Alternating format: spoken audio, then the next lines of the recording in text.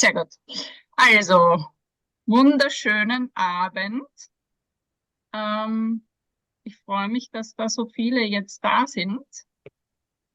Jetzt muss ich nur, ja, kann ich das nur teilen, oder wie? Wie geht denn das jetzt wieder? Jetzt. Björn, fang du mal an. Ich muss jetzt schauen, wie ich da mein Ding teilen kann. Okay, ja, dann fange ich an. Als erstmal herzlich willkommen heute Abend zum Safety Day. Das ist ja eine USPA-Veranstaltung. Wenn ich aber mir jetzt die Liste so anschaue, sprechen eigentlich alle Deutsch. Is anyone here who needs to have this in English, or is everybody good with German? So, if you need English, speak now or keep your peace forever.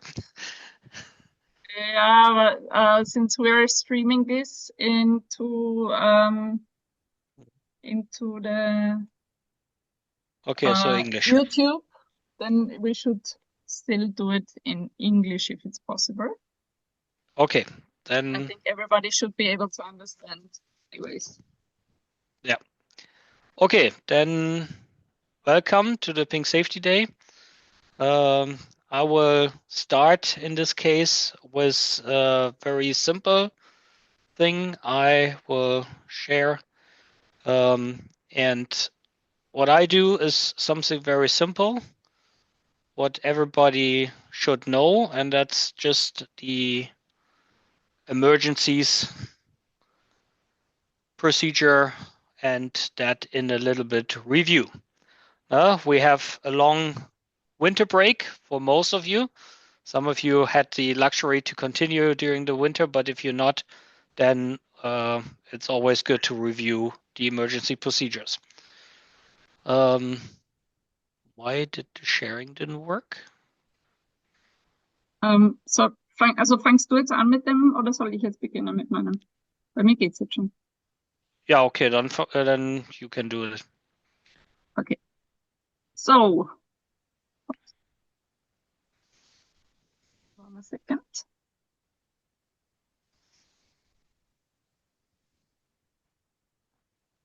Sieht man das jetzt? Ja, sieht man. Mit dem Ding oben oder nicht? Nein, jetzt ist weg. So, hello everybody and welcome to the Pink and USPA Safety Evening. I'm happy to see so many people here with us on live, and also if we're recording this, so if you're watching the recording, then hello as well. Before I begin, I would like to introduce ourselves. Björn Kott will be speaking today about emergency procedures, and then we'll lead the discussion afterwards. He has thousands of jumps. I don't know exactly how many.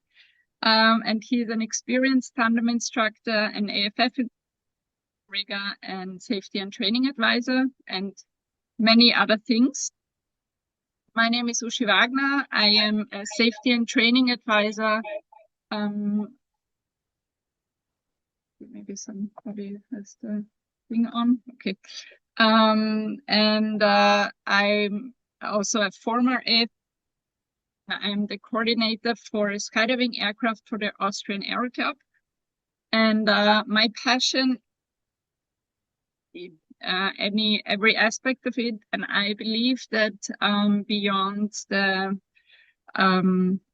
practical aspects like emergency procedures and equipment knowledge and any training that you get, the human factor also plays a crucial role in skydiving safety. And it's important to know about it to make skydiving safer. Björn and I, we decided to keep this evening, or safety evening, quite brief, but stick to the concept of hosting it online to give as many people the opportunity to join online and to watch the recording afterwards. But that being said, many drop zones host a safety day to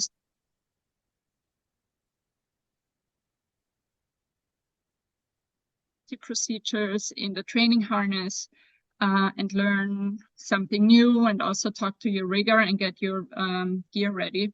So please take the opportunity as well to get current before starting into the summer.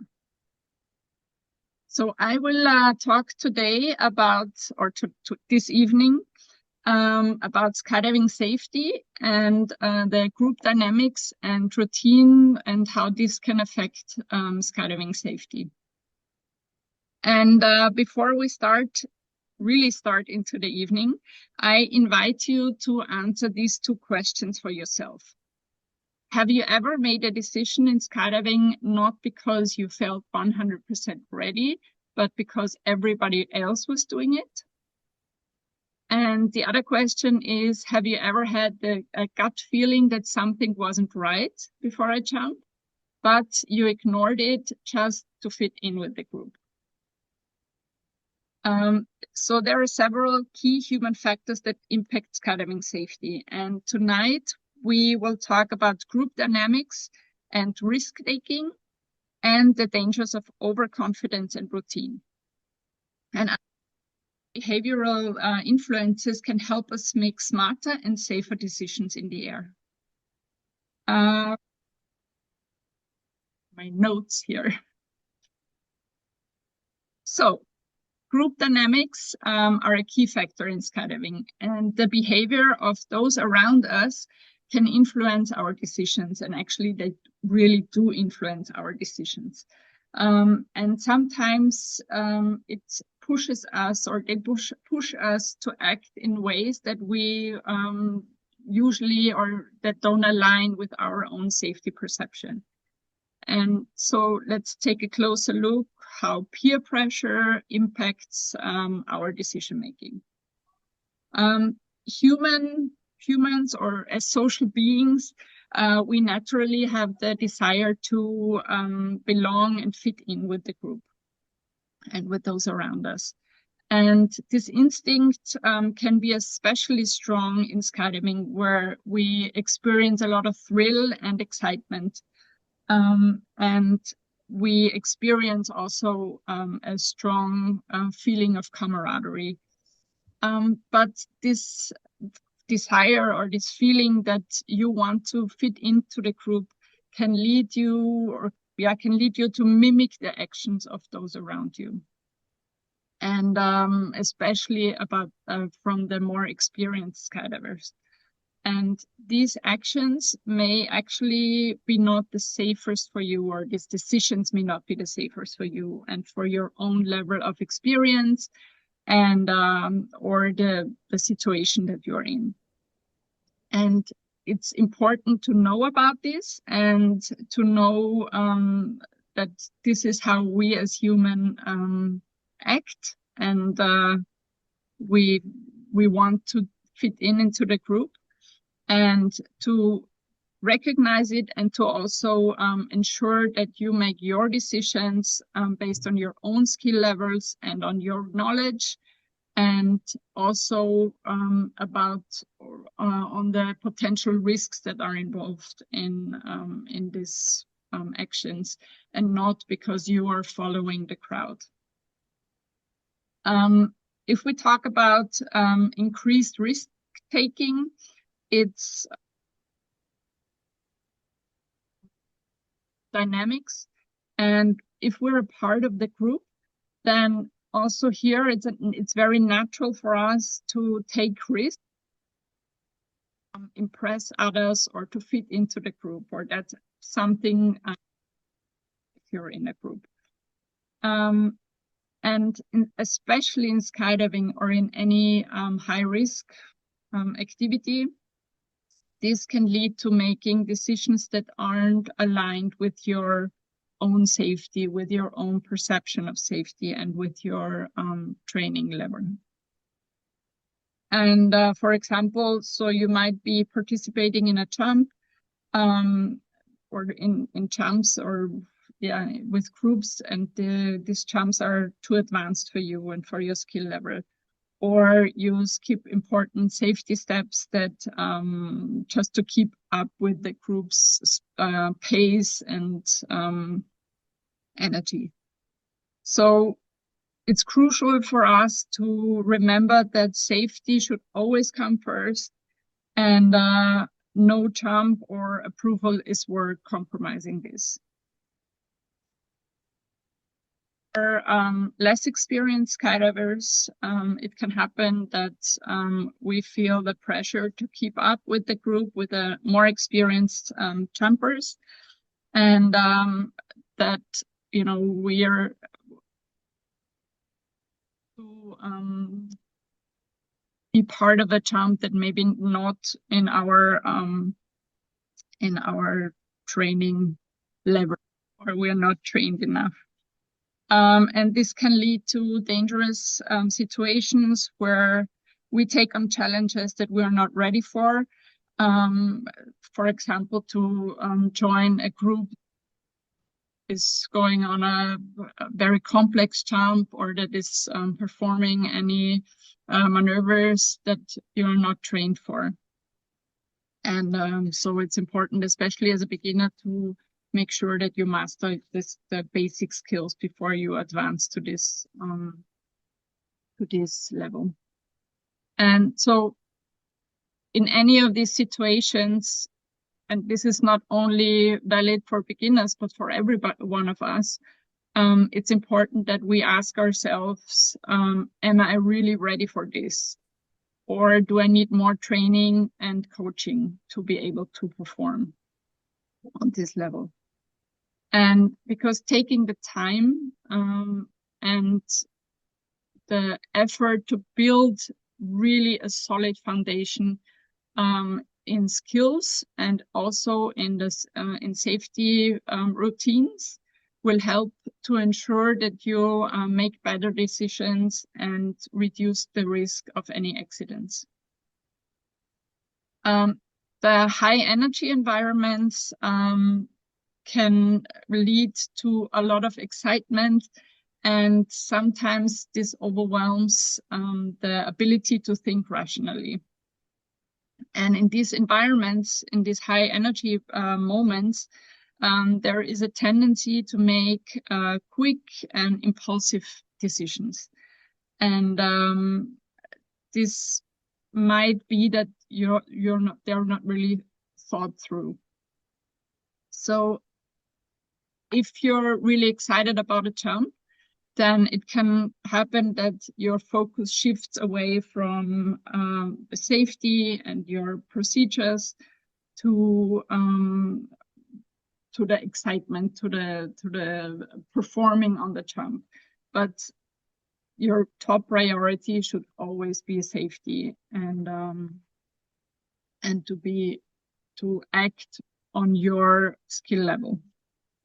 And that's really essential for you to remind yourself to stay grounded and focused, and taking the time to assess the situation and follow the proper procedures and make decisions on safety and not just on excitement for the new jump. And to dive a little bit deeper into this subject, I would like to introduce some psychological theories that are related to group dynamics in skydiving. The first one is called the social proof effect. And that's a psychological phenomenon where people tend to copy the actions of others, assuming those actions reflect the correct behavior in a given situation. So, for example, this can be, and I think we all experienced this at one point, that you look to a more experienced skydiver for guidance or on how to behave. And for example, on how they pack their parachute, how they treat their gear, about the exit procedures, or on the landing. And if you see the other person taking risky actions, then you might, or you may be feeling that you're pressured to do the same because you think that's the right way on how to do things. And the underlying thought on this would be if everybody is doing it, it must be right. The second phenomenon or theory is the halo effect. And this happens when we take one good quality of a human being and make, and this one good quality makes others think that all the other qualities are good too. So even if they're not related, and this can be so that one person is like these people are judging everything this one person does only on this one good quality. So in skydiving, this would be like a skilled jumper, like a hero load organizer, has a good reputation and has a friendly personality and makes others trust their decisions. Even this decision might not be the safest for everybody. And people may overlook any risky actions because they focus on the jumper's skill or charm, and they follow their lead without fully thinking about the risks. And because this person acts on their skill level, but maybe you are not on this skill level. And another theory would be the groupthink. And this happens if it is more important for you to have an agreement within the group than to critically evaluating other options. And this can lead to a safety by numbers mindset, which means people are overlooking any risks because everybody else appears to be confident about the potential dangers, or don't even think or mention potential dangers. And this can result in people not really thinking themselves about the situation, but rather be confident that everybody else is right. And another important aspect of this is the size of the group. So psychology knows about this, and the size of the group has a significant impact on the people's behavior. Smaller groups often have a closer bonds, and they're more likely and confident to discuss any safety concerns. And this leads to more personal accountability. And then in larger groups, it can happen that it reduces the individual responsibility because each individual in the group feels not so much accountable for the decisions, because somebody else will take the responsibility. And somebody else, you're sure that if it's risky, somebody else will say so. So this eventually leads to, or it can lead to dangerous situations because nobody stops it, because everybody is relying on the other person to make the decision and speak up. So group dynamics in skydiving really can affect our decision making and lead you to take risks that you might otherwise not consider. One danger is pushing yourself beyond your personal limits. When you're caught up in the energy of the group, it can cloud your own judgment and push you to try things that are beyond your skill level. And this can be dangerous, especially if you're not fully prepared. Another risk is the pressure to perform at the same level as a more experienced jumper, or as a more experienced group. And when this happens, you might take decisions without really thinking, thinking them through, thinking about all the risks that might be involved. And you may try maneuvers that you're not ready for, just to keep up with the group. Over motivation can also cause to underestimate challenges. And when you're too focused on keeping up with the group, you might get a false sense of security and overlook important things like the weather conditions or wind changes. And it can make the jump riskier than it should be. And yeah. Also, the eagerness to progress can lead to skipping any rest time or recovery time, and this can lead to being tired and being exhausted and not being very focused and lose your concentration. So any mental or physical fatigue. And this can also cloud your judgment and increase the chances of making mistakes and, of course, of accidents. Another issue that is also in close connection to this is the mental overdrive. If you're too ambitious, too excited, it can make it harder to stay focused and focused on the task that you should be performing now. So that's it can be something like checking your gear or getting ready. And yeah, especially if you lose the focus, then the first things that are affected by this are any safety protocols. Yeah, we already talked about the peer pressure that you want to fit in the group and want to go with the flow, go with the group, and maybe it's not safe for you.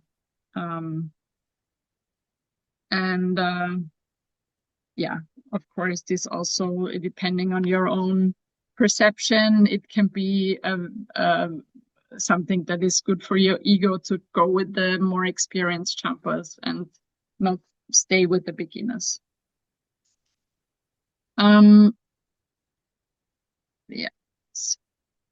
Let's go on. So how can we avoid this risky decision in groups? First, it's important to recognize that there can be external pressures, and which are these external pressures. Any external pressure, as we talked already, can take to any risk-taking, especially in safety protocols or attempting advanced jumps. So it's important to think independently and make your own safe decisions. Trust your instincts, safety first, not the ego. Many skydiving accidents happen because people ignore warning signs. And it can be about their equipment or the weather or your own readiness. So if something feels off, trust your instinct and don't do it. Then also know your personal limits and stick to it. Don't, especially overconfidence in groups can tempt you to exceed your current abilities, and then that leads to accidents, or it can lead to accidents. And sticking to your limits ensures a controlled and responsible growth in the sport. The next important part is communication. Communicate your concerns with the group. Many skydiving accidents could have been prevented if somebody had voiced their concerns. And nobody should stay pressured on staying silent just to fit in or of fear to disrupting the group dynamic. And, if you think about your day at the drop zone, how many accidents or how many times have you heard somebody say, "Oh, I saw this coming," after an accident happened? I have heard that quite a lot.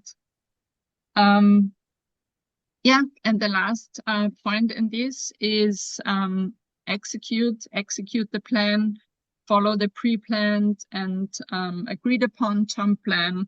Don't make any last minute changes or improvise or something like this. Especially when you're already in the air, you cannot communicate if somebody is not sticking to the plan. It can lead to a lot of confusion within the group and lead to accidents as well. So routine traps and overconfidence also play a major part in the skydiving safety. And if we're looking at the 2024 incident report, I think Björn might be talking about this a little bit. And I know that Mike Kribernik is talking about it at the safety meeting from the Austrian Air Club. So if we look about this incident report, most fatalities happen to people with thousands of jumps. So there is like the very beginners and then the very experienced people. So why is this the case? Complacency is one of the biggest dangers in skydiving, especially for the experienced jumpers. And complacency is when someone becomes too comfortable and confident in a situation and stops paying attention to potential risks or problems. And this happens when we think everything is going to be fine and we forget to stay alert and follow safety measures and safety protocols. And then this can lead to mistakes and accidents. The more jumps you make, the more skydiving becomes a second nature, and the more experience you gain and tasks that used to feel overwhelming, they start to feel automatic, like gear checks and altitude awareness and emergency procedures. With each jump, you become more comfortable and confident, and this makes it a lot easier to focus on the actual tasks than or on the experienced, rather than on all the details that you should be focusing on. And it's important to be aware of that and not let discomfort lead to complacency. Always stay alert and mindful of safety. And this is important for everyone, no matter how many jumps are completed. With this repetition of certain tasks, the brain starts to normalize these risky activities. And something that once felt extreme and overwhelming can eventually feel like routine. And I think we all know this if we think back to our first jumps where our whole body was screaming if we're crazy to jump out of the aircraft. And now if you jump out, it's more about the fun than about the thrill. And so this is actually a very natural part of the human psychology, that our minds adapt to situations over time. And this also makes dangerous situations feel safer with the experience. And this adaptation can lead to more confidence and improve our performance, but it can also lead to complacency that we already talked about, and we have to be very careful so that's not the case and it's not happening. So here as well, stay focused, stay aware that this might happen, and that you stay that you stick to your safety protocols, and always have a plan, no matter how many jumps you make and how much experience you have. So over the time, when these habits become automatic, you get quicker in gearing up, and running to the plane and exiting the plane and landing. And all this can be a sign of increased efficiency, but this speed can also sometimes come to the expense of essential safety steps. So rushing through these tasks, even if you do it unintentionally, it can lead to overlooked checks or procedures and increase the risks of mistakes. And it's important to remember that no matter how experienced we become, safety should always remain the top priority. And this means also taking the time to follow each step, get ready, take your time to make the gear checks, make sure that you have everything on hand. And yeah, as we talked before as well, neglecting to reassess personal limits is also a danger that comes with routine, and especially with overconfidence. So it's natural to push our own limits, and it's also important to improve our skills. But we have to be careful that we are not taking on more challenging tasks without the proper preparation. So it's important that you regularly reassess your skills and your decision-making and your safety habits to stay alert and to not, because otherwise it can also lead to complacency. And this can result in overconfidence and, and as well, again, skipping safety steps, skipping procedures, making riskier decisions. And also think that you're more capable of things that you really are. So this complacency eventually leads to errors. It's the belief that nothing will go wrong just because nothing has gone wrong in the past. And when skydiving starts to feel easy or become easy or a routine, then you might let your guard down, really. You might not be as focused, believe everything will be all right. You don't have to pay so much attention. It's important to remember that every jump carries its own unique risks, and staying alert and following these procedures is the only way to ensure it's a safe way of doing it. Yeah, because eventually small errors accumulate over time to and can lead to serious consequences. Common mistakes that form overconfidence. Skipping pre-jump checks, skipping checks. Confidence is good, but overconfidence can be dangerous. And when we start to feel too confident, it's easy to cut corners, make assumptions that something is right anyways, and skip checks. For example, if you are already experienced, you have 500 and more jumps, you start gearing up without double checking, thinking, everything is fine. I don't need to check my gear. I checked it in the morning that everything will be fine. But then you miss something. You have a misrouted chest strap or forget your helmet when you go to the aircraft. Environmental factors is also an important thing. The more experience you get, the easier it gets to get desensitized to the risk that lay within the environmental factors. So you might, for example, underestimate changing conditions like weather, altitudes, changes, or wind shifts.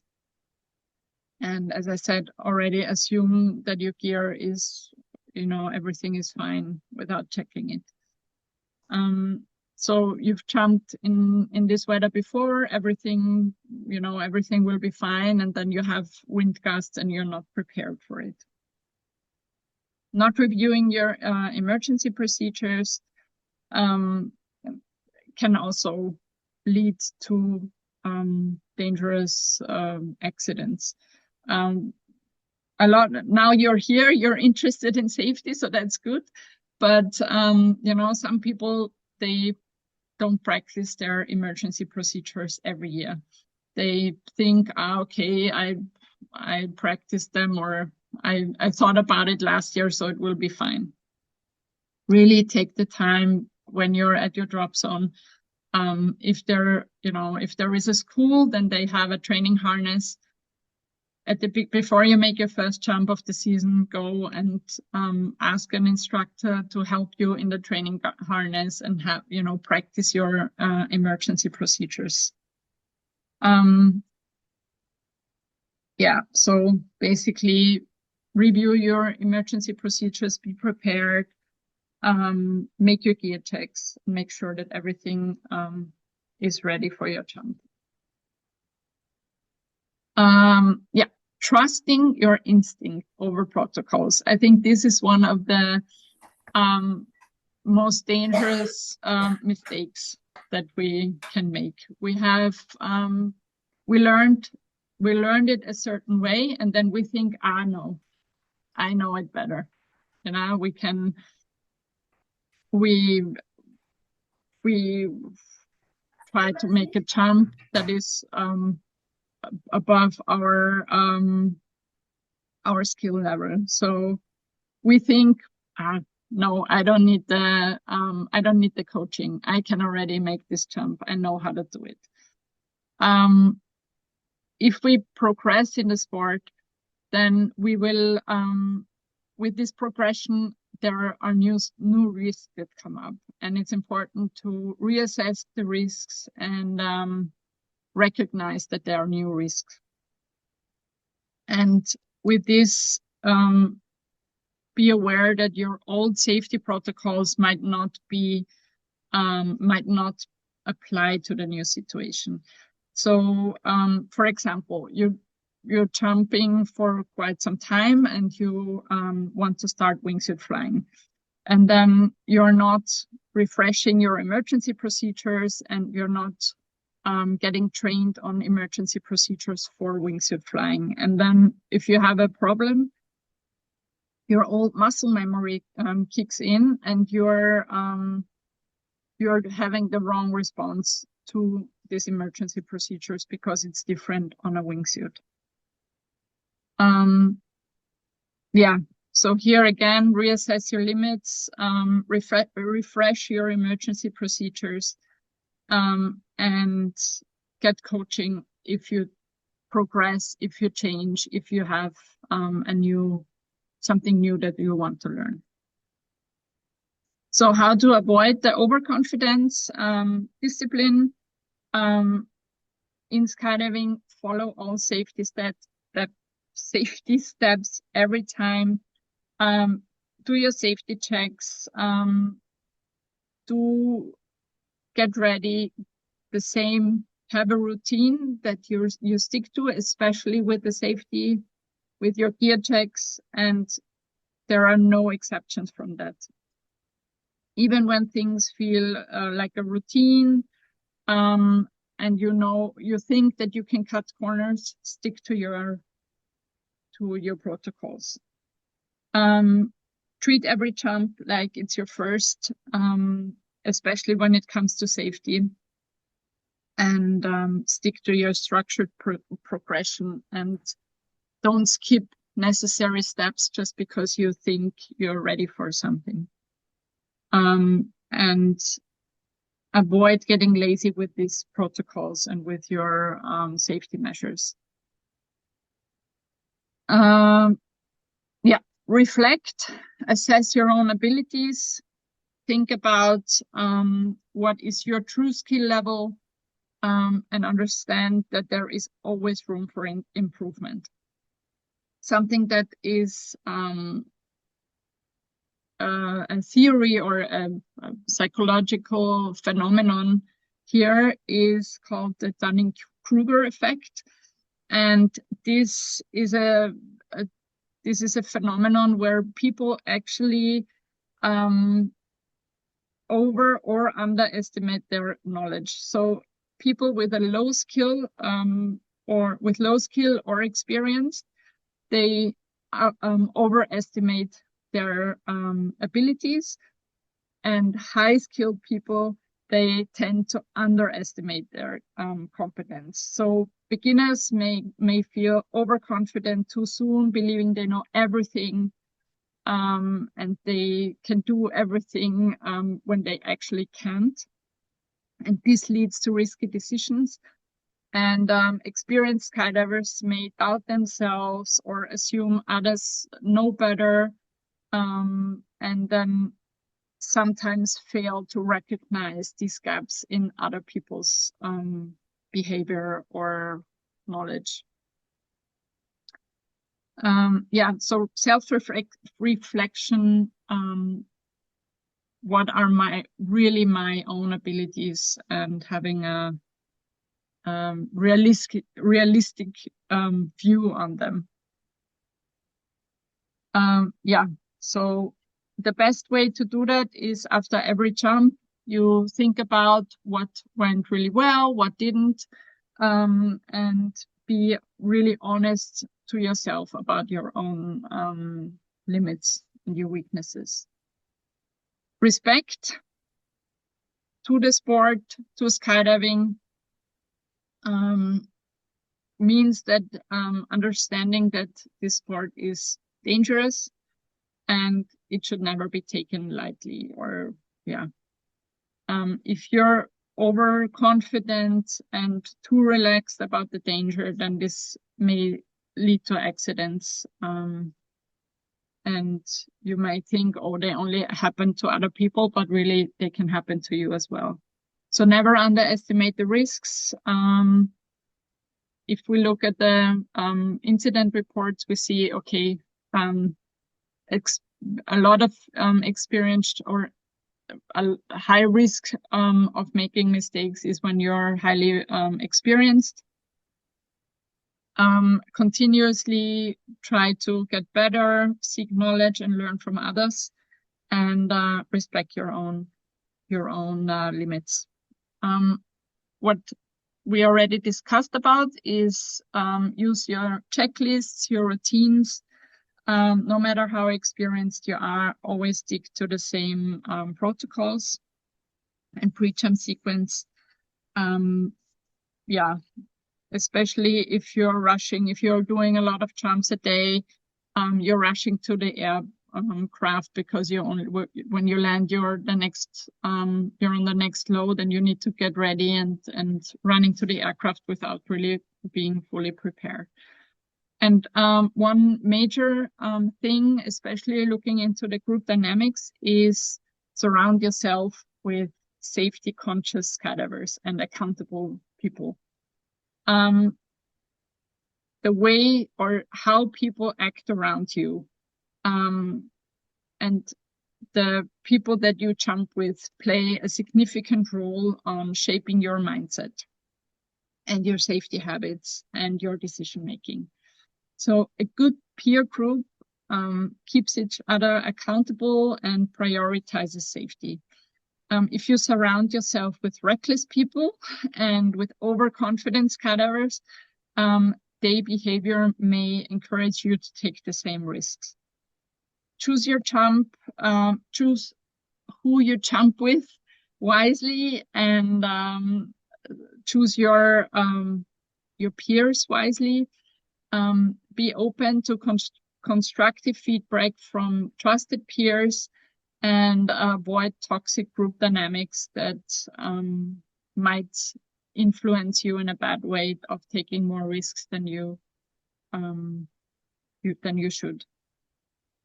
So, for example, if you you feel like you're ready, you feel like you want to start doing high performance landings, but your experienced peers and friends advise against it, explaining you the dangers, then don't ignore their advice and listen, and then decide what you want to do. And the best way is to decide that you get training, that you can get coaching, and that you progress in a safe way. So skydiving is an amazing experience, and it is a sport that we all love. But it also challenges us and pushes us to go beyond the comfort zone. But now, as we have seen today in this presentation, some of the biggest risks really lie within our own mindset and the way we think about and we approach this sport. Overconfidence and group pressure and complacency, they don't happen quickly. They build up slowly, they sneak in, you feel like that's experience, I'm more comfortable with it, and it gives you the illusion that you have control. And the moment that we think that we cannot make mistakes is the moment when we're most likely or most at the risk of making these mistakes. So I want you to remember 3 important things that we, as a summary of this presentation. Stay disciplined, always follow your safety protocols and procedures, no matter how many jumps you have. Stay humble, understand that learning never stops and safety is always important, even if you're an experienced skydiver, and surround yourself with the right people. Choose to jump with people that care about safety, that hold you accountable, and that encourage smart choices. Before every jump, ask yourself, am I jumping because I know it's safe, because I know I can do it, or because I just don't want to say no? And if you ever feel unsafe, then trust your instinct. Your safety is always more important than your ego. And skydiving is not about showing how fearless we are. It's about getting back safely and get ready for the next jump and enjoy it while doing so. Thank you very much.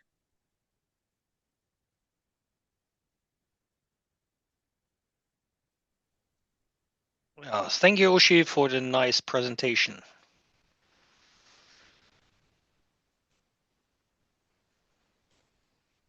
By the way, if you have any questions or anything, you can write it in the chat. And I will try to answer everything and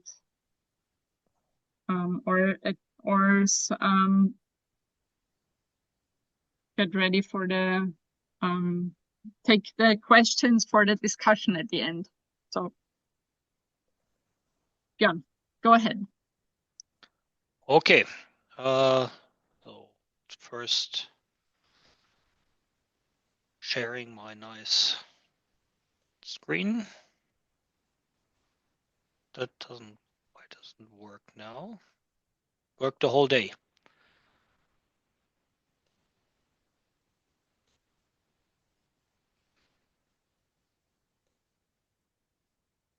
Ich kann sehen. Du kannst sehen? Okay. Ja, anderen auch. Okay, it's a little bit strange because normally the screen is marked and now it isn't. So I was not sure which screen it is, but you should see the starting page without anything around it. Okay, so then we start. And thank you, Ushi. You just had the introduction to my section because now we're going into the emergency procedure review. And one advantage the instructors have, because when they're teaching first jump courses, they do this multiple times in a year. But especially for all the skydivers who does not teach, it's always good to repeat or review the emergency procedures, because it might be a long time since the last time. Just a few words to me. Ushi already told everything, so I'm pretty old person meanwhile. So that's not so important. What we want to do is I just want to give you an overview about emergency procedures.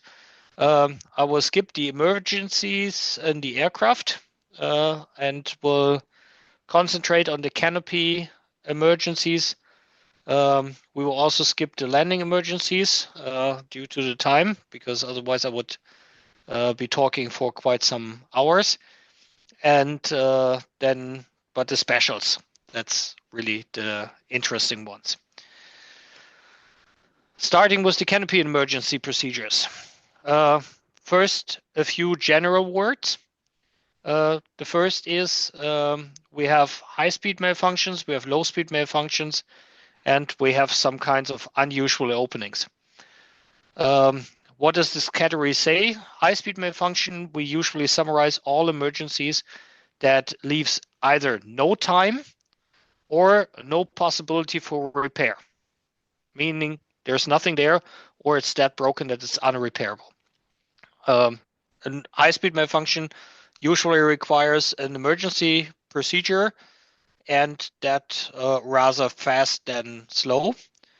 Then there's the low-speed malfunctions.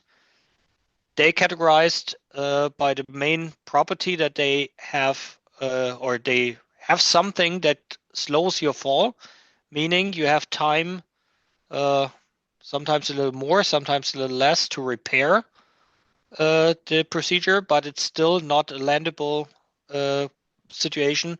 So if you cannot repair it, you have to repair it. However, anytime you always have a time limit to repair before you have to introduce the emergency procedures. And in skydiving, our unit we measuring time is altitude. That means always be aware how high you are, especially if you have a very high performance canopy. A slow turn may actually end up to be very altitude losing. So always be aware of that. And then there are unusual openings that are like openings that are not like perfect, but usually even in that condition landable, but usually also repairable. So usually they don't need or require an emergency procedure, but pay attention to the word usually. That means in like 1 out of 1,000 cases, they might actually also need an emergency procedure. And as the last introductional words is, it is not really a problem if you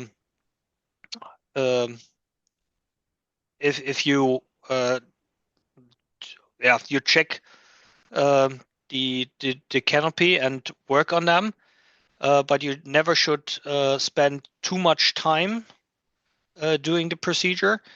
If you have an emergency, the important thing is to be prepared, to be aware what are your procedures, because the time is very much sufficient in order to recognize and identify a malfunction and then just execute the pre-programmed plan for this emergency procedures. But if you have not made up your mind what this emergency is and you're trying to figure that out, then it might be actually not enough time to deal with the emergency. So the important thing is make a plan that whatever happens, you know what you do, that you only have to like take your plan and execute it, not making it a plan in the situation while you need it. So the altitude, as I already started mention, is the most important instrument. Always check your altimeter. because especially if it gets stressful because you have an emergency that is not the normal procedure, your sense of time may be a little bit distorted. So always check your altitude, and you always have to establish your personal hard deck. We have a special hard deck given to the students in the student phase. This hard deck is based on the general experience and the equipment and the environment where we let the student jump. If you become more experienced, this hard deck may be adjusted. On one side, if you're getting more experience, you can lower the hard deck because you react faster, you recognize emergencies faster, you execute emergencies faster. However, you probably use different equipment than as a student parachute.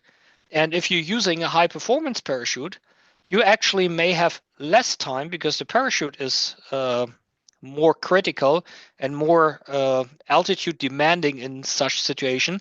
And this might actually need or requires you to increase your hard deck. So the hard deck, and this is also what Ushi said, all this parameter are personally and may change over time with experience or maybe with weather conditions. So a lot of factors goes into this consideration, and therefore you always should be making up your mind with your equipment, with your experience, and also currency. Are you current, or have you a long time, or did you had a long time from your last jump? Then you might probably give it a little extra.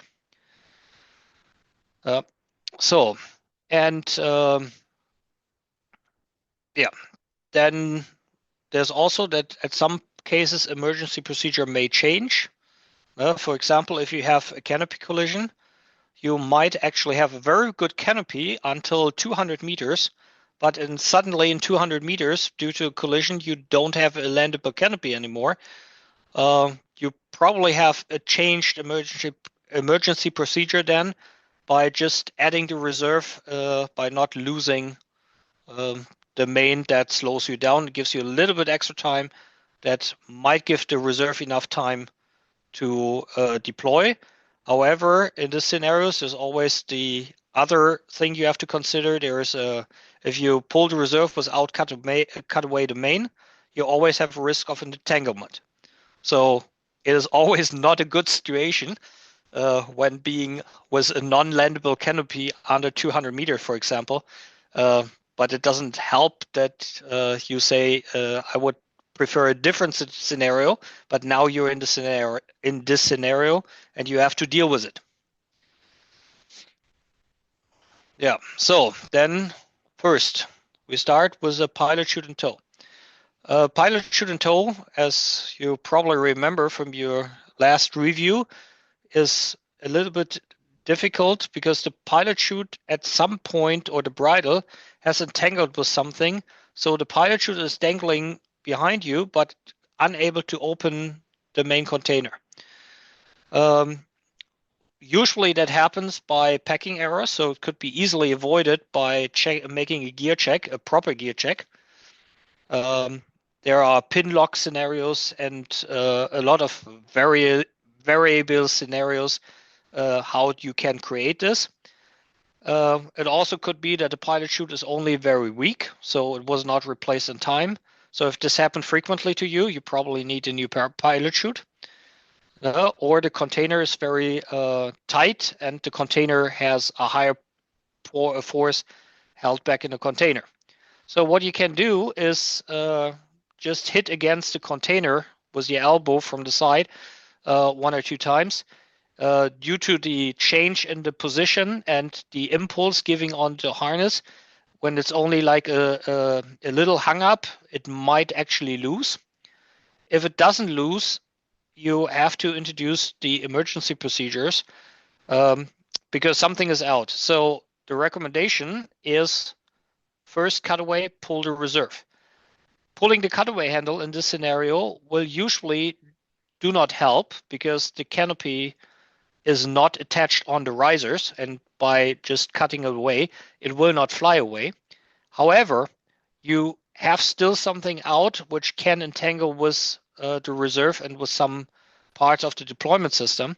And so in case this goes, and during the reserve opening, you also have a different deformation of the container, so that this actually may initiate the opening procedure. So in this case, if you already have cut it away, then as soon as the canopy goes out of the bag, the risers will release and you will get rid of it. If you, for example, decide not to cut away, it might actually opening in a two canopy scenario that we will address later. So the recommendation is to do cutaway because something is out and you want to get rid of it as fast as possible. And then obviously pull the reserve. Usually in this scenario, the reserve will open freely around it. So usually it's not a problem. But again, the bad part of this scenario is something is out, which was a theoretic but possible possibility was it for an entanglement between the main and the reserve. So try to avoid the scenario by do proper gear checks. Then we have the backlog, so the canopy doesn't get out of the bag. This is an interesting malfunction, pretty simple. Nothing is slow you down, so easily a high-speed malfunction. However, if you look at the right picture with the line twist, there are frequently in student training, students recognize the line twist and initiate the untwist procedure because they have to untwist the line twist. Here is always the important thing, the priority. The first thing you look at should be the canopy. If you have not a canopy slowing you down, like in this case, then a line twist is your smallest problem, and this line twist will not get out. However, this is also the important example why you need to watch your altimeter, because if you start untwisting the lines on a backlog, you will, and you check your altimeter, latest at your hard deck, you will realize it will not work and initiate the emergency procedure. However, if you're looking at the canopy above the line twist, you will recognize that it is not necessary to try to untwist the lines because that will not work. Yeah, and this is also a good example here. You don't need necessarily to wait until your hard deck is reached because latest if you have the line twist, even if you pull on the risers, there's literally no way that you can repair this malfunction. So next part, streamer. So the canopy is out of the bag, but doesn't deploy. If you see the left picture, at one point in the opening, it looks like this. The difference to a normal opening is that in a streamer, the slider will not come down. Also, a very common thing to identify is if you look at the right picture, where you cannot identify the slider. Because a streamer usually involves somehow the slider into this mess, and that means that the slider is not visible. And so if you cannot see the slider, the possibility that this will open is relatively slim. However, if you have time and altitude, then you could try to pump a little bit with on the risers, and you have a very slim chance that by this change in loading, any knot that is in there will open. However, the possibility is very slim. And on the other hand, this is a high-speed malfunction. Not much is slowing you down, so don't waste too much time. And time in this case is altitude. So you watch your altimeter. If this is not getting better try the second procedure, so the emergency procedure. Here again, it's like a streamer with a line twist. As I explained on the backlog, untwisting the line twist is a possibility, but usually the line twist in this scenario is not your biggest problem. And the line twist normally creates after the canopy malfunction, because this is not very even or symmetric. So the canopy starts turning and creates the line twist. So in this case, getting out of the line twist is more or less impossible. And if you already have the line twist, you also have very to no possibility with pumping to get anything to the canopy. So it is not very likely that you can repair that. So better use a very good reserve after cutting it away. No, the next one is the line over. The line over already displays some part of the canopy, which is significant size, but it's deformed and usually very asymmetric, and this leads into a very high speed turn. So even if the canopy creates some lift, it will not create lift in the opposite direction of Earth. So it creates lift in any direction, usually horizontal, which doesn't slow your fall significantly. So a line over doesn't give you really much time. It is theoretically possible to pump a line over out of it, especially if it's on the outside, but the probability is not very good. And especially if you have a smaller size parachute and it's fastly rotating, you simply doesn't have enough time. And the smaller the canopies are, the higher the G-forces are. So if you wait too long on a very high wing load canopy in this kind of scenario, you might actually have a problem of cutaway or getting unconscious. So there had been fatalities already by very high loaded canopies where they most probably they became unconscious before they could initiate the emergency procedure. And especially if you're using a high performance canopies and you have a speed Cypress, probably this turn will not develop high enough speeds that the Cypress will fire. This is also something you have to consider on this kind of malfunction, that if you still have a student rig, you don't need a lot of vertical speed to activate it. So then another one, broken lines. Starts to be harder to be seen, but you can see here on the left side that the left front riser only accommodates one single line. The rest is broken. In this case, cut it, but it's broken, and you can see that due to the asymmetry, the canopy is turning. You see on the horizon. And also due to the asymmetry, the slider has not really a chance to go all the way down. However, pumping down the slider will not help in this case. And obviously a broken line you cannot repair. So in theory, if every second line on the rear side breaks, it probably is possible to land it, especially if you have a large parachute. However, a single broken line like a line outside might actually introduce enough turning impulse that it is not a good idea trying to land it. So, and of course, the smaller the canopies are, the higher the wing load is, the more critical these effects are. So especially on the high performance canopies, I will not recommend trying to land it if there's anything broken. Even if it's a small line, you basically don't see it. We had cases where the front A line were broken, and and the canopy was flying normally, but it had a little pitch up, and this created the scenario that the canopy stalled at landing because it already had a few degrees more pitch up, and then you're reaching your stall point much earlier. And then with this kind of a parachute, if you stall your canopy in 10 meters altitude, it's not really good outcome. So also here on your emergency procedure, it depends on what equipment you have and how experienced you are. But in general, if in doubt, cut away, pull the reserve, get your emergency procedure. Then we have entangled lines, two examples. interesting. You probably can lose the knot by pumping. However, if it's symmetrically, you might have some time to deal with it.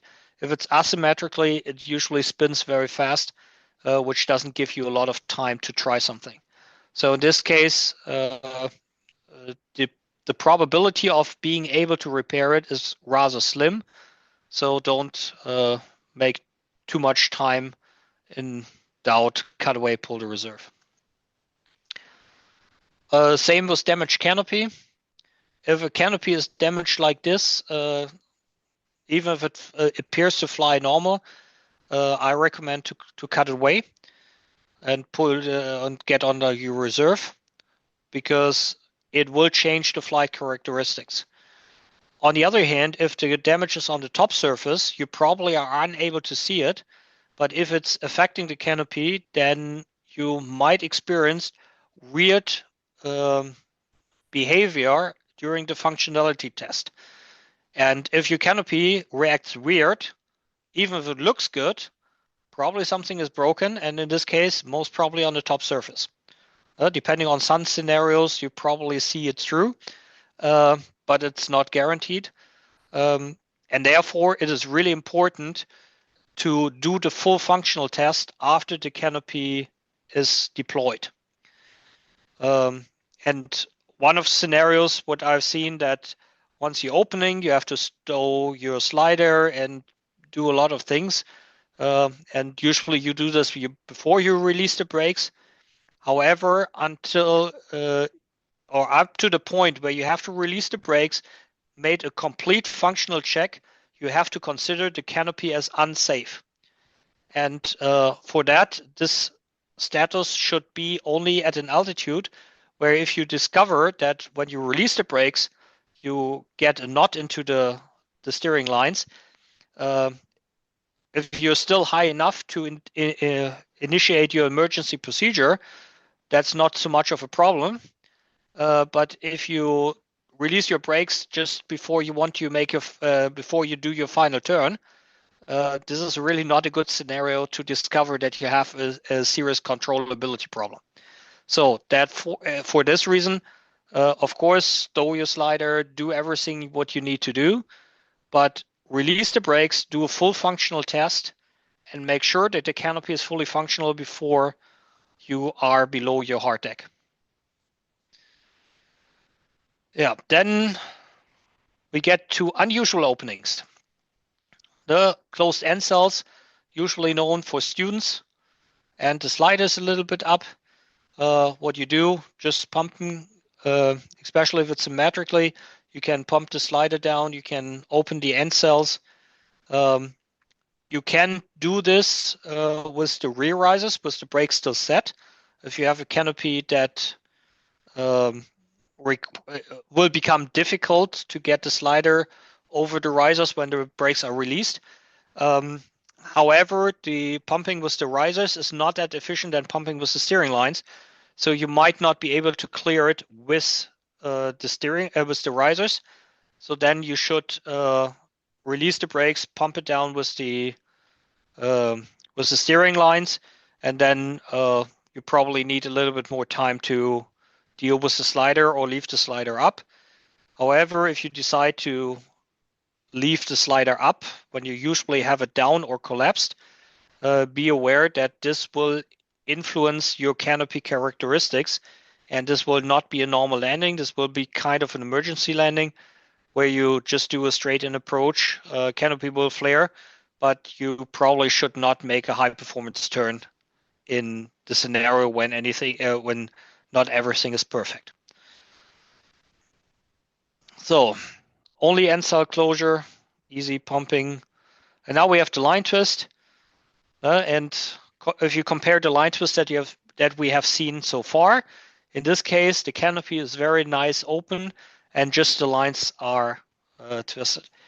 However, getting out of the line twist is a very interesting scenario, because this now depends on canopy size and technique. When you remember the student training, it was very simple, was basically start by itself. No, the canopy, even if it's not very symmetrically, is not turning slow if it turns at all. So you have all time in the world to get out of there because you have a very low rate of descent. However, the smaller the canopies are or become, the more aggressive the canopy will fly. Even a very aggressive canopy, as long as it's very symmetrically, stay on top of you and give you quite a lot of time to untwist. However, any kind of disturbance or asymmetry by your body position will introduce a turn. And the turn will increase the load on the line twist, which will make it much harder to get the line twist out. So while it is unusual or unlikely that on a student canopy you will have any issues with untwisting even severe line twist, on a high performance canopy, 1 or 2 line twists may be actually too much, especially if you're not that high at your when you pulled. Then you might just run out of time to get rid of the line twist. So on a high performance canopy, a line twist might be a malfunction that results into an emergency procedure. However, undoing the line twist, there are also multiple techniques to do that. What you initially learn by students is like spread the risers to increase the angle, to increase the initial momentum that the risers have to untwist. But you also can like grab the whole line twist, and from this static point, you can like turn your body in the direction of untwisting to initiate the impulse. Or turn the twist on the other side. It's just a matter of perspective. Or if the risers are short and you can grab over the line twist, you could actually do that. But this is very unlikely. For example, with my short arms, I will never be able to reach that far. And for most scenario, it is also not very likely that will happen. Also, one mentions like on tandem canopies, line twists have also some other issues, which I have not the time to address in full here. But with tandem untwisting, there are also some more techniques that you can do. Yeah. So then 2 more line twists. And this is like a typical student scenario. You have line twist, the slider's not all the way down, and you have closed end cells. The important thing is first do the line twist and keep the steering line stowed. That's also an important thing. When you try to release the steering lines, you will successfully release them on the lower part, but due to the lock in the line twist, whatever you do with the steering lines, they will not get any communication to the canopy. So it really doesn't help you at all. However, when you untwist the line twist, at some point the friction will become less and the steering lines will slip through. However, this is not very given that this will be both steering lines at the same time. So you might actually introduce another line twist.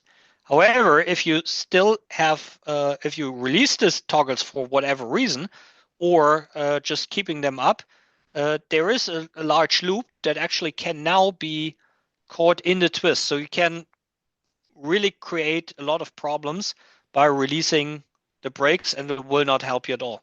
So the important thing is first undo the line twist and then release the brakes and deal with slider and the end cells. If time permits.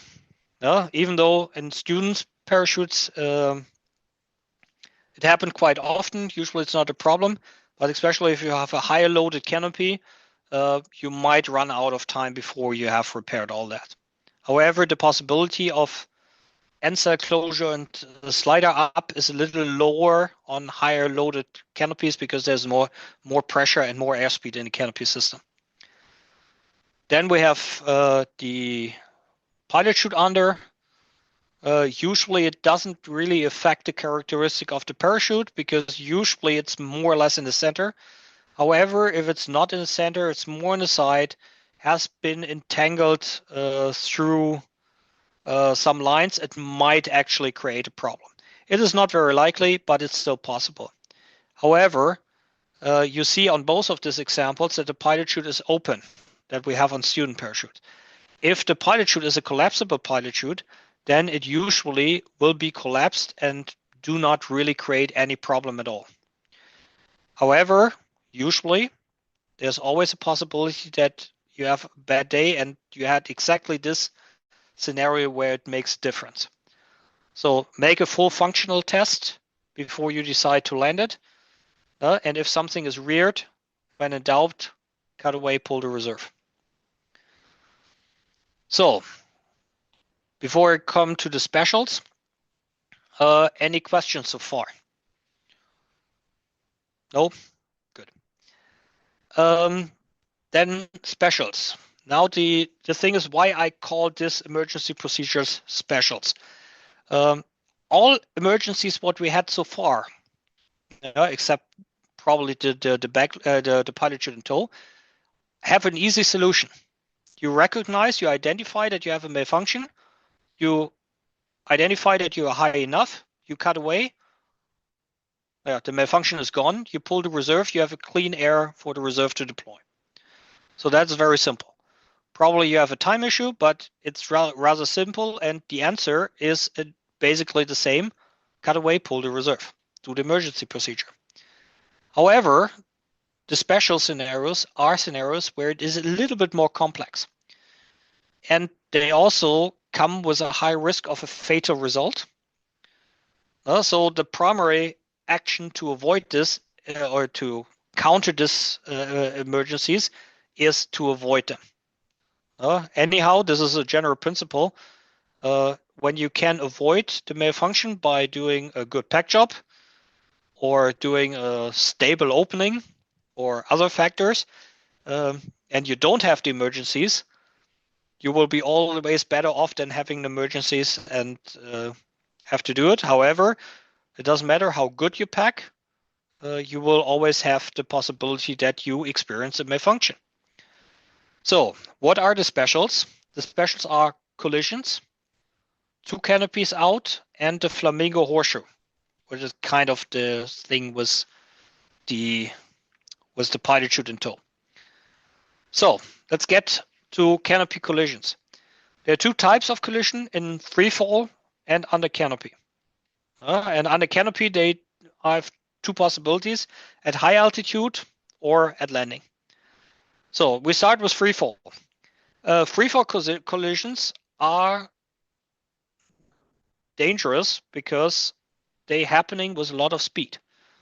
Considering that we can vary our vertical speed by about 100 and more kilometers per hour, and our horizontal speed, even without wingsuits, can get to a very significant horizontal speed, there is a very high energy collision if that happens.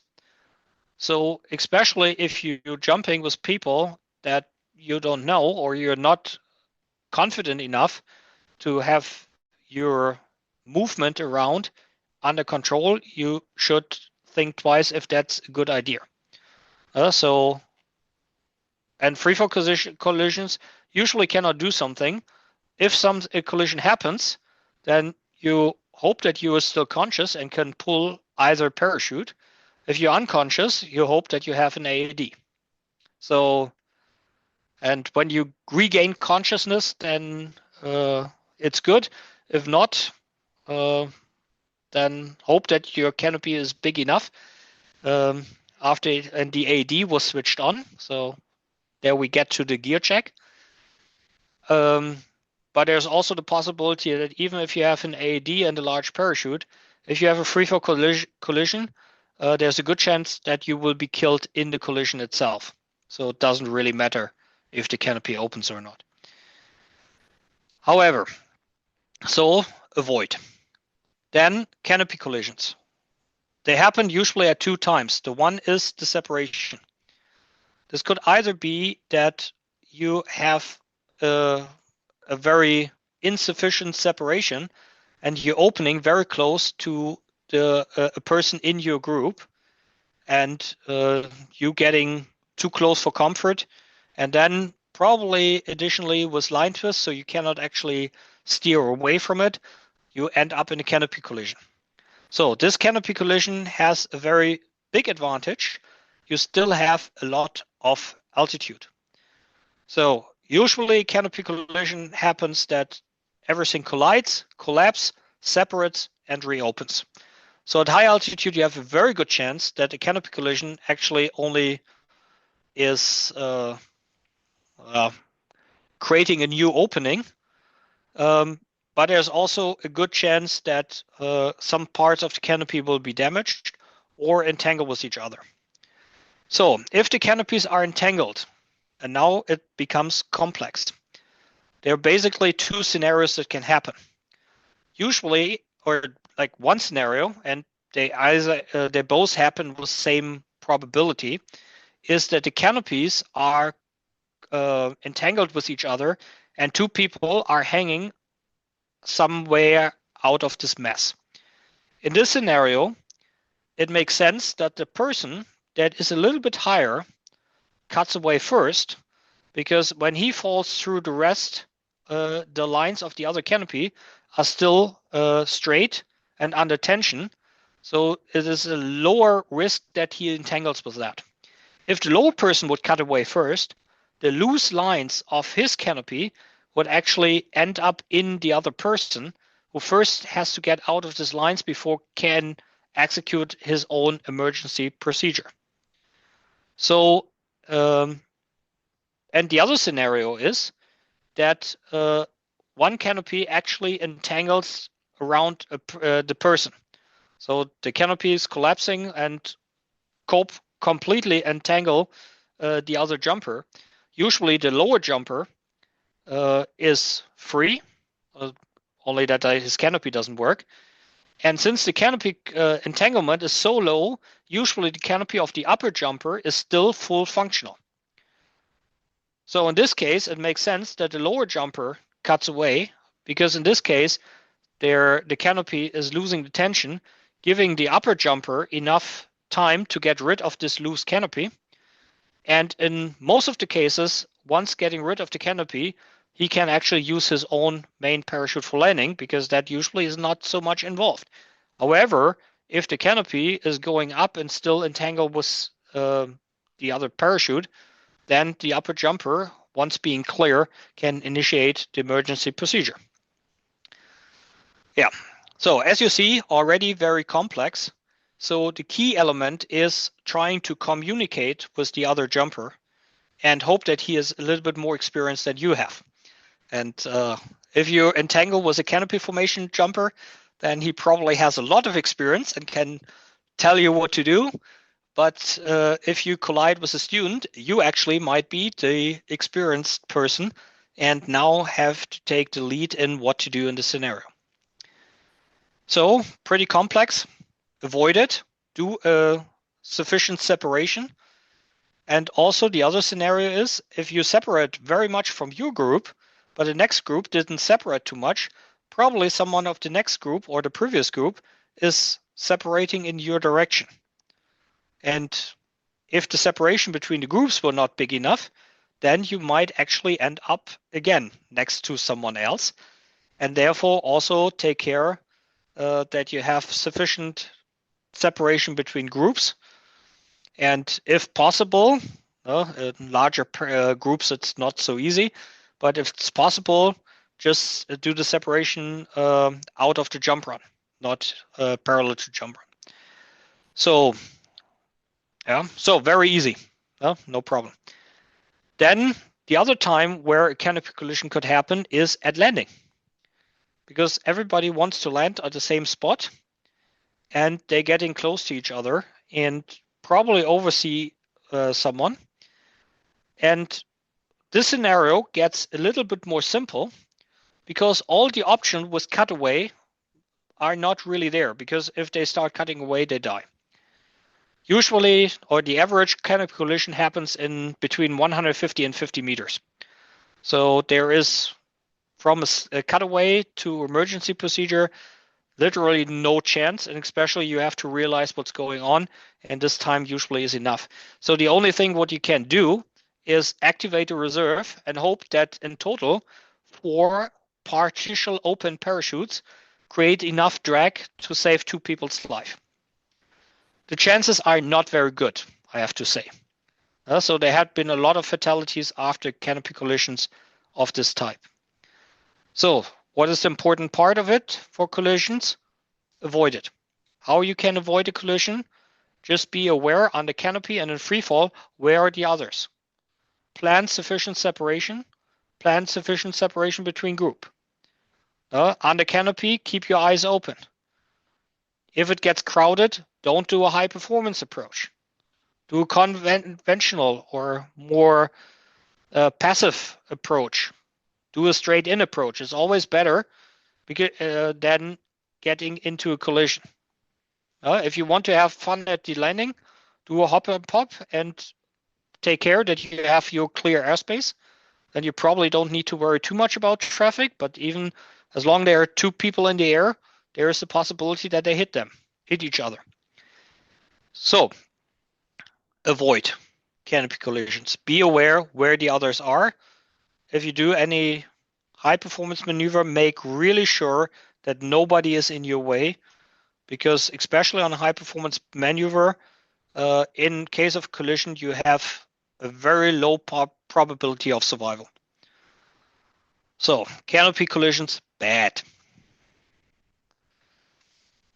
So yeah, there I have also the scenarios. Then we're going to 2 canopies out. There are basically 4 possible scenarios that can happen when 2 canopies are out. We start with the easiest one. It's the biplane. Usually this happens if you have a full open main or main opens normally, and for whatever reasons during the opening process of the main, the reserve opens, and then usually the reserve opens and flies against the line of the main from the rear. Like this both pictures you can see. The important thing is both canopy create lift. What they need to create lift, they need to be open and they need to get air from front. So the main canopy in both of the scenarios have 100% lift. You can argue that the air of the reserve is disturbed by the line vertices of the main canopy, but this is less than 1% of performance, I would say. So you have in total 199% of lift. So this is nothing that is really bad, and you can easily land this scenario. The front canopy usually is the more dominant canopy, and you can steer that canopy, and the second canopy will follow. You should not do too aggressive maneuvers, but just slowly maneuvering on the rear risers will do the trick. If the brakes are still set on both canopies, leave them as they are and use the risers where the targets are attached as a control input.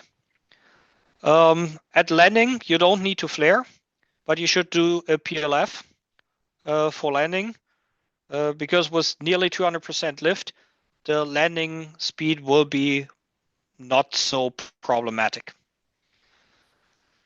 However, what you don't do in a biplane is cut away, because when cutting away, the best scenario is that you lose the 100% lift of the main and somehow remaining the reserve.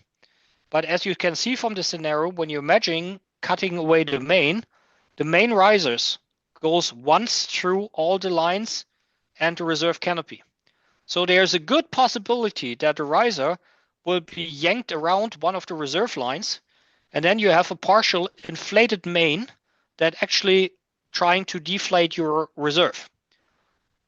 So you will end up with a good possibility of 0% lift out of a scenario where you have 199% lift. So on a biplane, even if it's a small parachute, you have to steer a lot more careful. But even that, if you steer slowly, it's always a better scenario for landing than trying to get this entangled. Next scenario, if you were too aggressive in steering or just by accident it happens initially, then you have the side by side. Both canopies are next to each other. Both canopies creates lift. However, since they are not right on top of you, they lose a little bit of lift because they are leaning to either side. But the total of one canopy of lift that still holds you is much more than 50%, more like 75%. So in total, you have like 150%. So this is completely landable.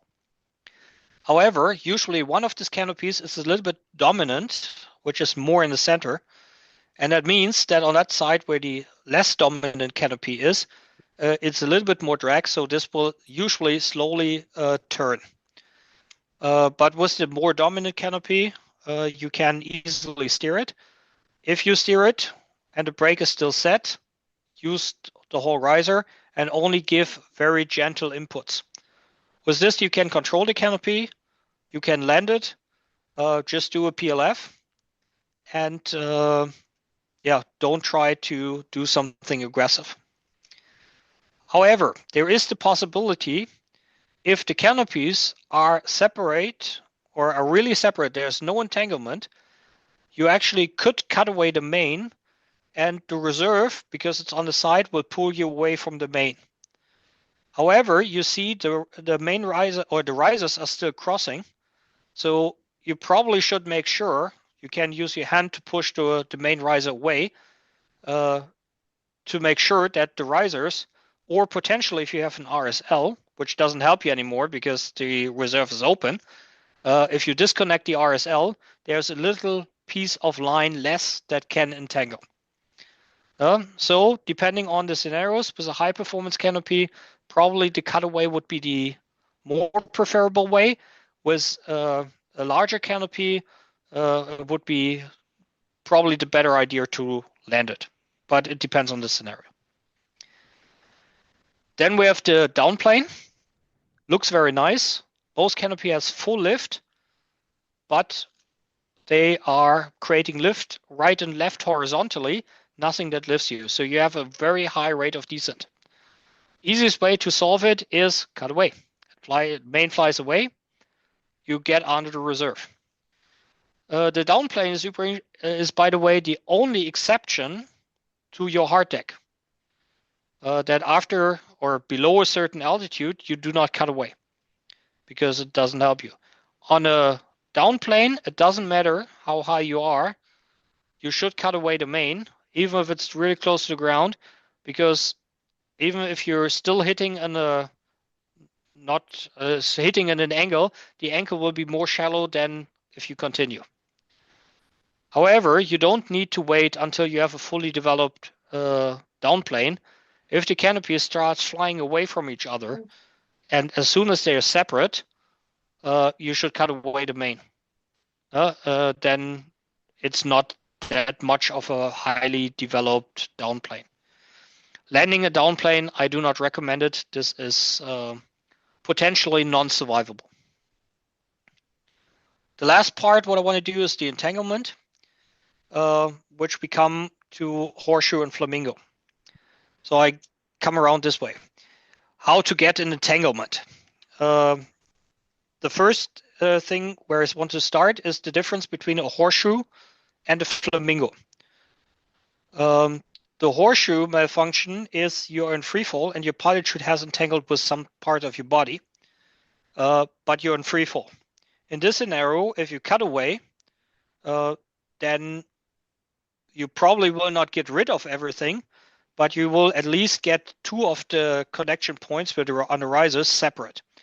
So you have a very clear airspace for the reserve to deploy and have a very good chance that reserve will deploy freely. However, you basically you have a lack of an alternative. A horseshoe you cannot land. So you have to do something. And by cutaway, you reducing the points of potential entanglements, which gives you a better chance. However, not a complete chance to avoid an entanglement. On a flamingo, the scenario is that during the main deployment, you were unstable. Usually it happens by static line students. And somehow your legs usually are entangled with some part of the lines. So the canopy is basically open, but you're just hanging upside down in the canopy.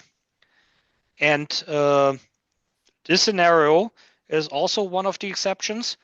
In case of a flamingo, I would use all the time I have to the hard deck to get out of the lines. Because when I'm getting out of the lines, even if the canopy creates a malfunction, which is not that likely, I still can cut away, everything flies away, I can pull the reserve and clear airspace. However, if I'm not getting out of the lines, I have to make a decision. And one of the potential decisions is that if you still have a canopy that carries you, you probably have some kind of control. You may decide to land this canopy, even if you're landing in a very bad position and probably will break your hand when you touch down and try to roll, but you have a good chance of survival. However, when you decide for an emergency procedure, then the only thing what is guaranteed is that this canopy will not carry you anymore. But there's no guarantee that this canopy will separate from you. And when you're still hanging with one foot in the riser, you will have a very high speed spinning main canopy that is very likely to eat up your reserve in the reserve deployment. So then we're getting into the entanglement procedures. However, it is a good possibility when you cut away that your foot will be pulled out of the lines, or the lines will be pulled out of your foot, depending on your perspective. But it's not guaranteed. So if the canopy is anyway turning or is in a scenario where a survival at landing is not an option, then you have to do something, and that would be the emergency procedure and trying to get everything out. You probably should wait a little when you cut away until you're clear of everything, if possible, before pulling the reserve, if you have the time, meaning altitude, permitting for this delay. However, if you're already too low, then you also have the third option to just pull the reserve and trying to get this working. However, in the case you end up with an entanglement, it's really the bad scenario where you can be. However, don't give up. You still have the rest of your life to try to it. And then trying to identify what is entangled.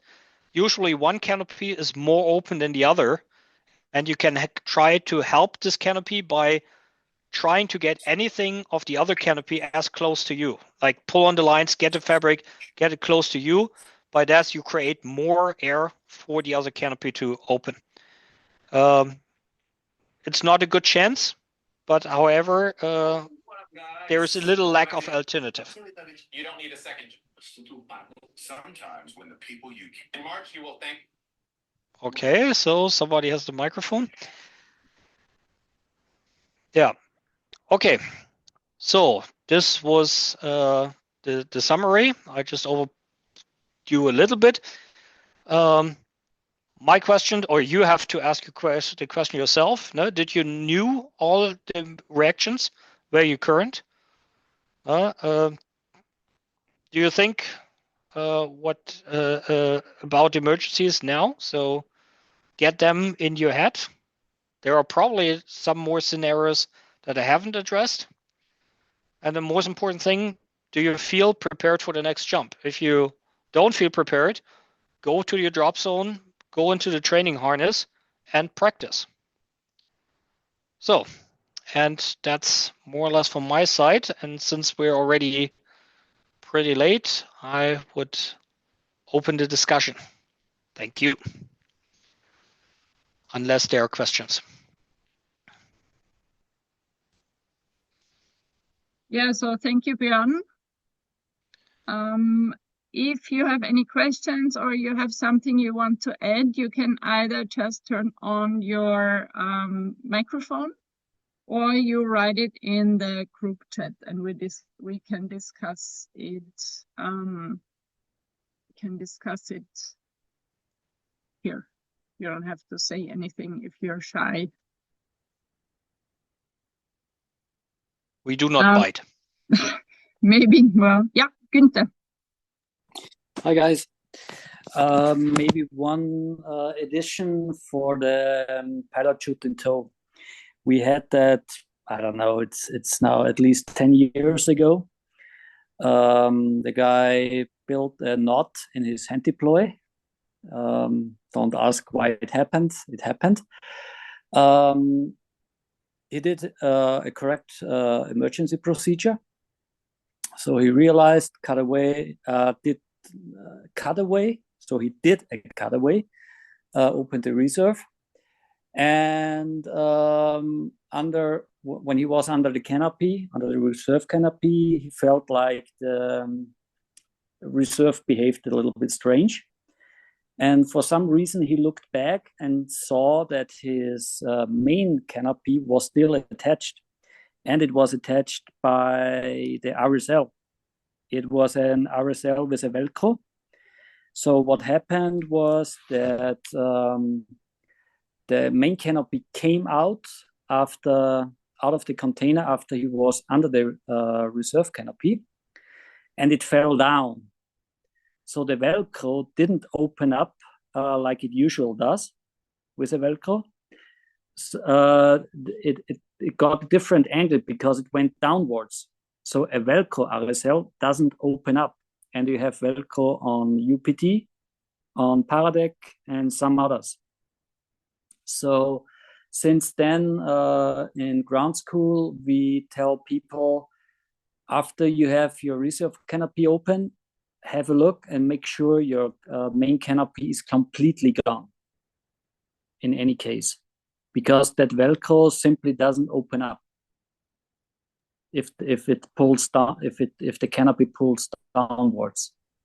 Yeah, this is also not only for the Velcro, depending on how, like for the Sigma with the pin, it also can create scenarios. So also with the non-Velcro RSL, it is not impossible to create this entanglement. It is less likely. Yeah. So it's just an addition that we took then into ground school. It's check your reserve canopy, do everything, but before you install your brakes on the reserve, make sure that the main canopy is completely gone. Because that guy, it did inflate at some point, the main canopy, partially inflate, and it really was an anchor. But yeah, somehow he fiddled around and the RSL then was gone. But yeah, it took him a while to realize that it was still attached.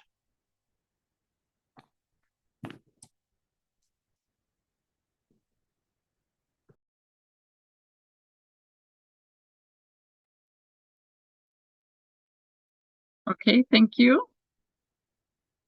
Yeah, there are a lot of different experiences here. Anybody else? Do you want to add something? Do you have any questions also regarding my presentation? Have you experienced, what's your experience with within a group? Have you experienced anything like this with a load organizer or with a friends group or something like this? The group pressure or any complacency that you realize from yourself that maybe sometimes you're a little bit not so focused on your routines anymore, or how do you prepare yourself for the new season?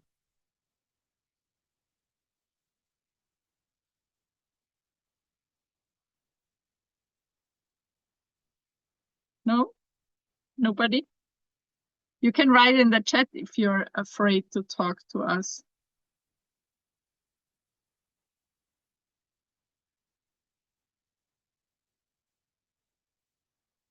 Well, I think if nobody wants to add anything, we're done for today. Or Björn, do you have anything else?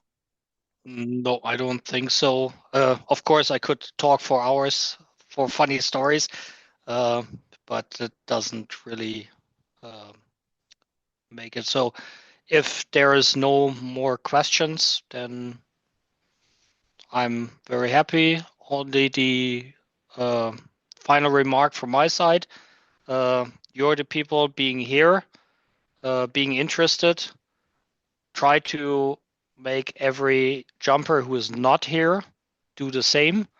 On your drop zone, ask them when they did a review of the emergency procedures, go to the training harness, and trying to promote safety by also, not forcing, but motivating other people to do the same. Try to be safe and always be aware about the emergency procedures. Be aware about your equipment. Be aware about the environment, like weather conditions, and make good decisions to have fun and not getting into danger. Yes, two dates that I want to let you know. The one, if you're in Austria, I think you have 3 more days. Mike, what is it? Is the deadline 3 more days to sign up for the Sicherheitstagung in Niederöblan. And I think that's a very interesting. I think it's 2 days. It's Saturday and Sunday. So if you have time, come and join Mike Ribernick and a lot of Austrians in Niederöblan on the 20. What's the date, Mike? 31st. The date is 29th and 30th of March, so the last weekend.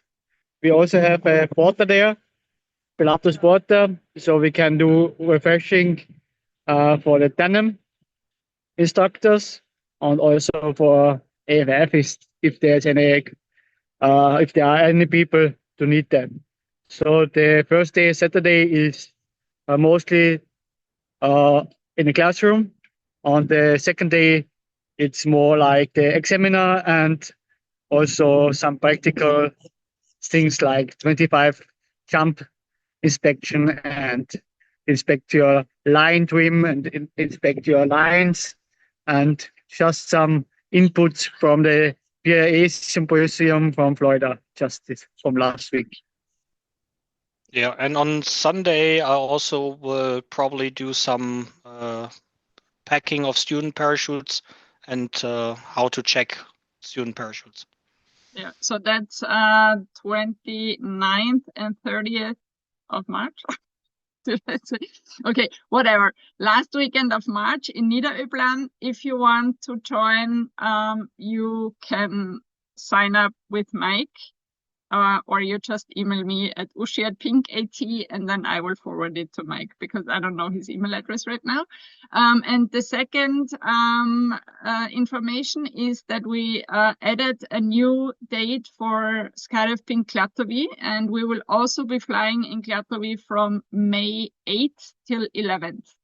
So if you have never been to Klatovy or you have been in Klatovy and want to come again, May 8th till 11th is a new date, and you can find all other dates where we fly throughout Europe and in Klatovy at pink.at or pinkskyvan.com. So if there is no more comments or input, then thank you very much for this nice and interesting evening, Björn, and thank you for joining. And we will see you at some drop zone or back online next year, the latest. Bye.